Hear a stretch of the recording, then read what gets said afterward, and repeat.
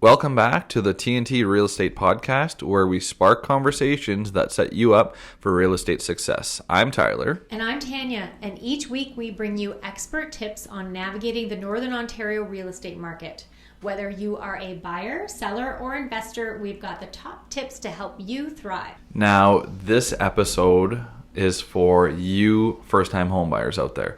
We are going to share our professional tips that will help you and save you lots of money and lots of time when buying your first home. And lots of heartache. Yes, all the heartache, hopefully. So our first tip for you is to do with financing and using all of the tools and incentives that are available for you as first-time homebuyers. So Tyler, you are pretty familiar with first-time homebuyers and all that's available for them. Can you run us through a few of the incentives that first-time homebuyers can use? Absolutely. So the two that we're going to talk about today, and I mean, there's a handful, there's always more coming out, so you should always be watching the news and seeing what's coming out there. But the two most important ones that I think people miss out on, especially when buying their first home, would be the first home savings account, which is a tax-free account. It's a hybrid between a TFSA and an RSP, meaning the money that you put in to this account is tax deductible. So you can write it, you could take it off of your salary when you're filing your taxes for the year. But the money that accrues on that or builds on that while it's in the account is also tax-free. So it's the best of both worlds, and I think anybody that is thinking about buying a house, even if it's 5 or 10 years away, you should still be. And parents that are listening to this podcast right now, when your children are 18 years of age, open this account for them or help them open this account. I didn't realize you could do that. So you could open it as a parent for your child as the beneficiary. You can't open it as a beneficiary, but you can contribute to it. Yeah, you can get them to open it. So when they are 20 years old and get a solid job and start, making some money, and then you open this account when you're 18 years of age, and all your contribution room, because it does work like a TFSA or RSP, you have your contribution limit for the year. This this FHSA account, so first time savings account, you have a limit of $8,000 that you can put in per year, up to a lifetime maximum of $40,000. So you can put $8,000 for 5 years. That's the most that you can put into it. But even if you only buy, 15 years down the road, the money will increase in value depending on obviously how you invest it. And then you'll be able to take all of that money out and buy your first home. When you take that money out, you don't have to pay it back. Unlike, of course, because it's the one account, it's the one-time use. It's meant to buy the home. So unlike the RSP deduction, which my understanding is that you have a maximum. What's the maximum there for that? Is it $25,000? So it used to be $25,000. They upped it, I think 2019, up to $35,000. Okay, excellent. But for the RSP, if you remove money from your RSP for the first-time homebuyer incentive, you do have to pay it back. That's right. So you have 15 years to pay it back. If you take out the full $35,000 out of your RSP to be able to buy your first home, you have to pay that back. So it works out to just under $1,700 per year for 15 years. Right. Cool. That's really good. So those are two really great programs that first-time homebuyers can use to save money, to put it away, and to have it accrue and hopefully gain value, and then use it as your down payment on your first home. Mm-hmm. And the only catches with it, and I shouldn't even say catch, but to be eligible to take out money from either account, you have to be a Canadian resident. You have to have a valid agreement of purchase and sale, and your mortgage broker can go over that part of it as well. And it has to be your first time purchasing a property. Right. What if you had a spouse, or you were living with somebody, or one of the partners, let's say, already owned a home? That would probably make it not eligible. Do you know? There are different requirements. I can't think of them right now. I'm sorry, I shouldn't have asked that question. I was just reading them. But there are obviously different requirements whether you're buying with a spouse.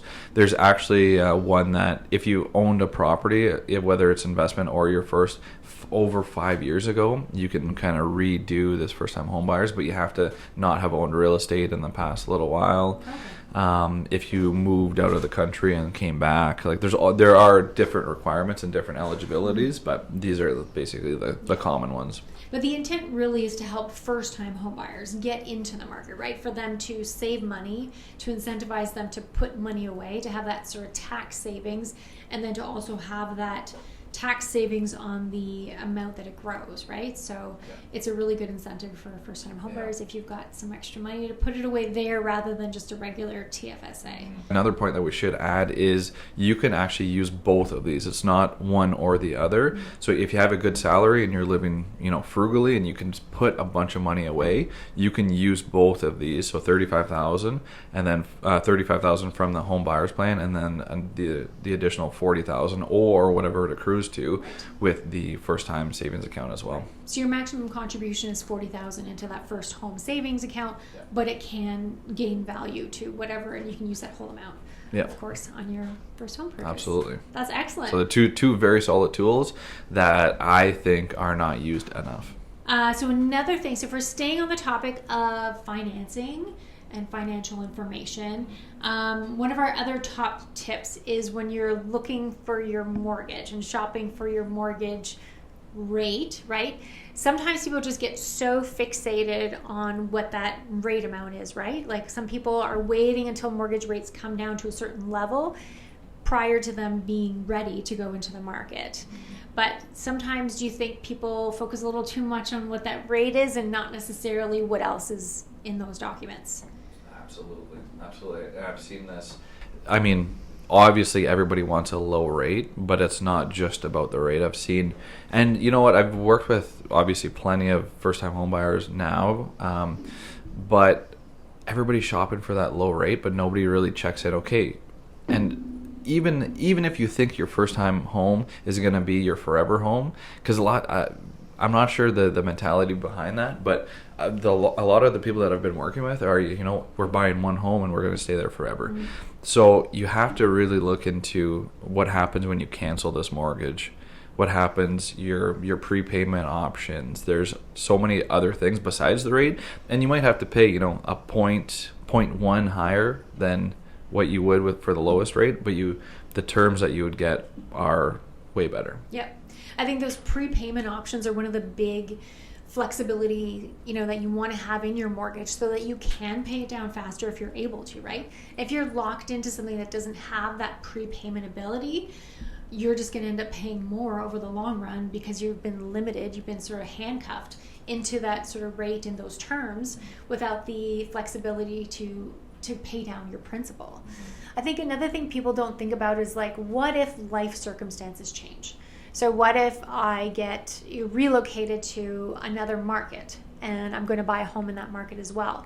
What's the portability of that mortgage? Often home buyers aren't aware that, there can be really strict penalties for canceling a mortgage, especially if you're in a fixed rate. And so that portability from one property to the next, from one market to another, is very important. And I have actually seen in my experience where people have been relocating to our location and then found out that their mortgage wasn't actually portable. Mm-hmm. Yeah, so they had to renegotiate and pay a fee to cancel the other mortgage, and there was no portability. Yeah. So I think it's very important to look at the terms. Get approved again from the bank. And then the rates have changed, plus they had to pay a penalty on top of it, so it's really unfortunate. Yeah. Speaking of penalties, I actually had one client this year. They bought a semi-detached last year just as an investment. They put a tenant in. A year goes by, the tenant moves out, and they decide that it's not right for them. So when we looked at the prepayment, or sorry, not the prepayment, but this cancellation of the mortgage, they came back. The mortgage broker came back. It's a $50,000 penalty. Like 50? 50 to get out of their under $200,000 mortgage. which is unbelievable. They went to, obviously, I think it was probably a B or C lender. So some of those, sometimes they get snuck into the fine print. Thank God we questioned that amount, because obviously they weren't going to sell. If it was $50,000, they would have made zero money or probably lost money on the investment. But we actually went back to the mortgage broker and just asked them to confirm that this number is right. And they actually figured out it was 3 months rent. So it was about, or not 3 months, right? 3 months of interest. Mm-hmm. So it was under $5,000. So we ended up selling it. They made a good profit, and everybody lived happily ever after. But when that's pretty scary to hear that number and to have that. But as soon as they told me the amount was $50,000, I called a couple of my inner circle mortgage brokers, and they're like, yeah, it can happen. So it's not that it doesn't exist, these $50,000 penalties. Thank God that my client didn't get roped into it, but they can happen. They are out there. So we have to be very careful. Yeah. So another thing that we often see as realtors is it's a very emotional process, right? Purchasing a home and purchasing your first home, it's very emotional. It can become an emotional roller coaster.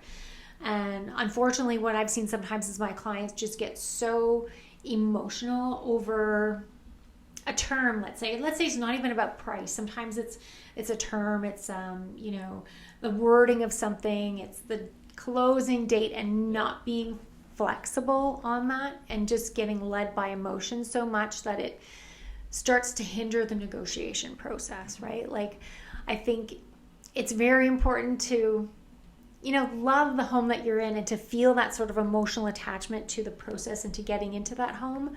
But sometimes we fail to look a little bit more objectively at, like, what's our big picture? What is our goal for the next year, 2 years, or 5 years? And is this home and this transaction going to serve me in the long run? So maybe being able to get over that sort of little emotional hump, that little, sort of roller coaster ride that we're on when we're buying and selling, and seeing the bigger picture and sort of going for it. Absolutely. This is, I think, one of the big benefits of having a realtor represent you, especially for your first home, is they have that buffer. So when we send in the offer and they come back with a counter offer, it's not, the emotion isn't necessarily straight to insult. You have to put a buffer on that and say, okay, they came back with this amount and they don't want to give you the rug in the living room. There needs to be some sort of buffer in between that, especially if you're attached to it. Like, as realtors, we negotiate. I've negotiated over chickens before. Chickens.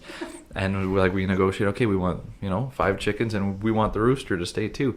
And there's just certain little aspects that we can't get involved with. And there's a realtor, when I first started 10 years ago, there was a realtor that said there was a deal that got bombed because of a bar fridge. And it was just they fought over, but we wanted the bar fridge, and they didn't want to leave it in the house. And that's actually what took down the negotiation, which is crazy. That it shouldn't happen. Yeah. It does. But obviously that's why we're putting the warning out there, is that you should not.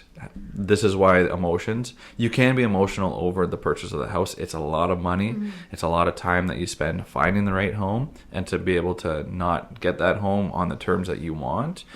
But we need to have some flexibility. Is it the right home? Are you buying it under market value? Can you go buy another bar fridge for $100? That's right. Maybe? That's right. Yeah. If I was the realtor I would have been like, here, I'm buying you that bar fridge. Let's go to Best Buy right now. We'll get you a nice squeaky clean one. Yeah. But yeah, there's all sorts of different scenarios that you can put yourself in. But keeping those emotions in check, obviously, is a huge point. Yeah. And it's okay to have a meltdown every once in a while, but we'll be your realtor and we'll help you sort of get back on track with sort of the logistics and where you need to be. Yeah. I mean, in the last couple of years, especially, I call them the COVID years, but the emotions that home buyers, especially first time buyers, imagine buying a home for the first time throughout COVID, when you're, with 20 to 50 other offers, and getting beat out on 10 different homes. Kudos to those people that stuck with it and actually purchased a home. But you're seeing the benefit right now. Maybe you had to overpay for the house, but the house is worth, from mid-COVID, it's still up from what you bought it at, and it will continue to go up over the long term. So I think keeping the emotions in check is a huge point that sometimes you just need a gentle reminder on. One of the other things that we find a lot of home buyers or first-time home buyers get kind of hung up on is losing sight of, what's a good deal. So let's say, for example, a property has been on the market for a long time. Maybe it's been a couple of weeks. Maybe it's been a couple of months. Yeah, it depends what market it is. Your realtor might tell you, hey, this is an opportunity. Let's go see this, or let's maybe start negotiating on this because there could be some room here. It could be just the house that you want. But it's been on the market for 2 months, 3 months, 4 months. The natural instinct is to think, what is wrong with this place, right? And then you start doubting yourself, and you start doubting the process and doubting whether you want to purchase this home, because why should I want it now if nobody else has wanted it for the last few months? It's so true. I mean, there's plenty of examples that we can spout on this, but you see it. The house, especially in this market, it gets stagnant. Listings get stagnant really quick. Pretty much after 2 to 3 weeks, the listing will start to think what's wrong with it. I mean, even like pre-COVID, there was, once it's on the market for 3 or 4 months, it's like, okay, what's wrong with that house? And maybe it was just, a price strategy that didn't go right. It's not necessarily that there's anything wrong with it. Has there been any offers on the house? We don't know. Sometimes there's been offers and they just haven't been willing to negotiate, right? Or they just haven't come to terms. Yeah. And they've had one deal fall apart after another. Maybe it's due to financing. It doesn't necessarily need to be something wrong with the house. We always ask, as your realtor, are there any disclosures? Is there anything we need to know about this property ahead of time, right? We want to make sure that you're aware of something we can't inherently see, but sometimes it is just a matter of timing, negotiations, a few failed offers, or maybe an unwillingness to negotiate. That's right. Yeah. But you don't know if there's an unwillingness. You don't know what's wrong with the property unless you actually move forward and go see the property. Another thing is when it's been on the market, chances are when you put in the offer, not always, but chances are when you put in the offer, you may be the only offer, which means you can put your conditions in, you could do your due diligence, you could get your home inspection, you could talk to the insurance company, you can go to the city and see if there's any, outstanding permits technically. And I think it's a huge opportunity. And you can search for that. Like us as realtors, we can search. Okay, give me a list of homes that have been on the market for over 3 months, and let's go see those homes. Especially if the market's starting to heat up, and all the homes that are coming onto the market are getting multiple offers. Let's start looking at the older ones, the ones that people are starting to forget about. Yeah.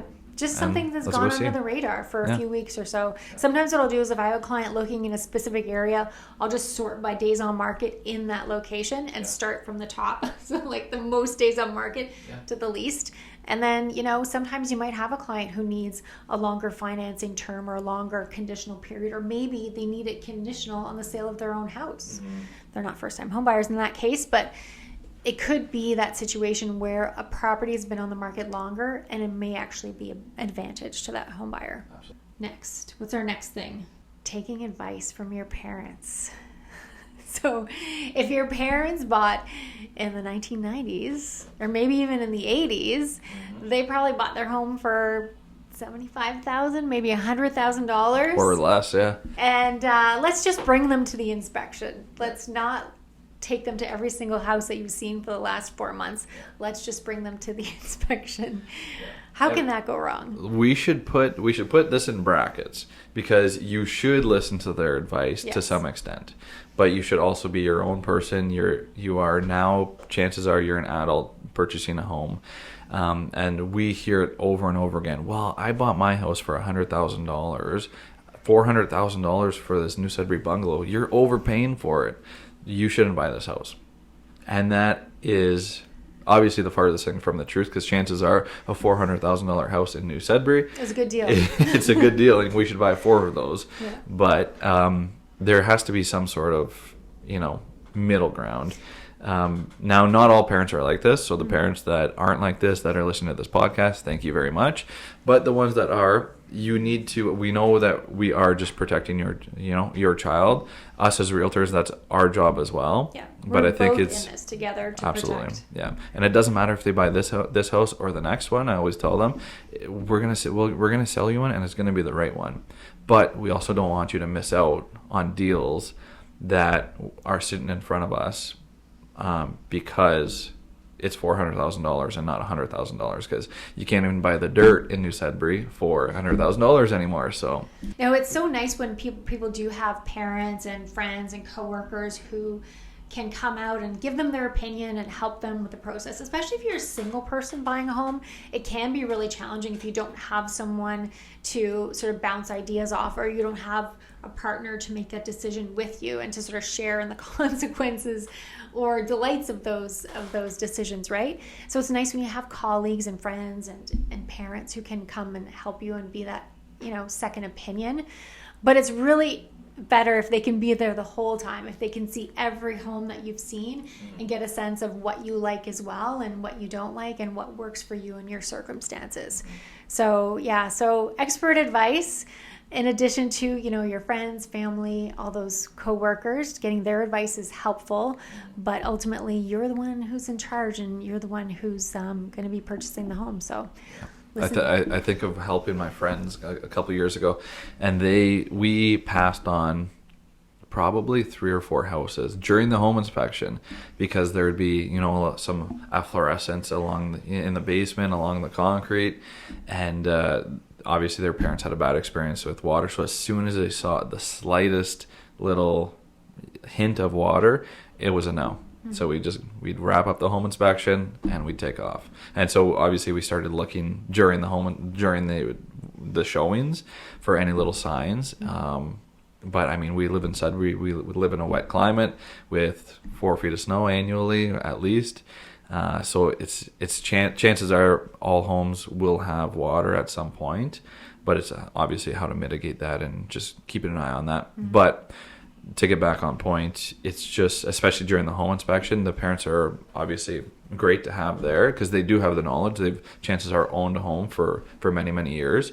But at the end of the day, it's not necessarily about I shouldn't say that. It's about protecting the young person buying the house, but also we have to realize the reality, because if you've had, let's stay on the water topic, if you had water, chances are there's going to be another house that has water, that's why we have, and it's maybe even be hidden at that point, right? Yeah. So if you can see a little bit of moisture, a little bit of some efflorescence like you're mentioning, maybe it's a past event that's been mitigated. Maybe it requires a conversation with that homeowner to say what exactly is going on here. Sometimes it's an isolated incident where, a downspout's been going right down in that one corner of the foundation, and they've since added the extender and haven't had any moisture since then too, right? But I think the scarier thing is when you don't see anything because everything is finished and hidden, then you don't really know what you're getting into. So yeah, chances are that if you see a certain defect in a certain price range, we're probably going to continue to see that in other properties as well. And just knowing is it a serious situation? Is it something that's been mitigated or something that, you can mitigate as the new homeowner? Absolutely. Any final tips? Final tips? Oh gosh. Well, always work with your trusty local realtor, right?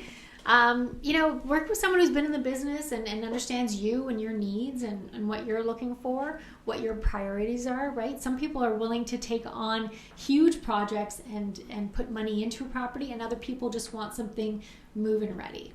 I think it's very important to not get too hung up with the decor of homes. I feel like as paint colors. Oh, I love this because everything is gray and white. Honestly, the best homes that I've had my first time home buyers buy is like the Italian grandma's home. the quintessential. The Italian grandma's home, like in Gatchel, the tile is from the 60s. It's pristine. There's not a crack in it. All brick, typically. She's got it clean. She cleans like everything immaculately. Oh, I love those homes. Yeah, all brick, no water. Maybe you got a summer kitchen in the basement, even better, because then you could turn it into a duplex. But I feel like, those homes that have been well maintained, maybe it's not your style, maybe it hasn't been the style for a long time, but it's solid. Over time, it and can you can be. work with it. Absolutely. Yeah. And they are always solid for whatever reason. The quintessential Italian. I think of Robinson every time somebody says known as a Robinson. It's like, they're well built and they've been well maintained over like the last 50 plus years, right? And I think those are the best homes to buy for sure. There you go. That's a good tip. That's a great tip. Thanks for tuning into the T&T Real Estate Podcast. If you've enjoyed today's show, don't forget to subscribe, leave us a comment, and share with other people looking for tips in real estate. We'll catch you next time, and until then, stay ahead in real estate.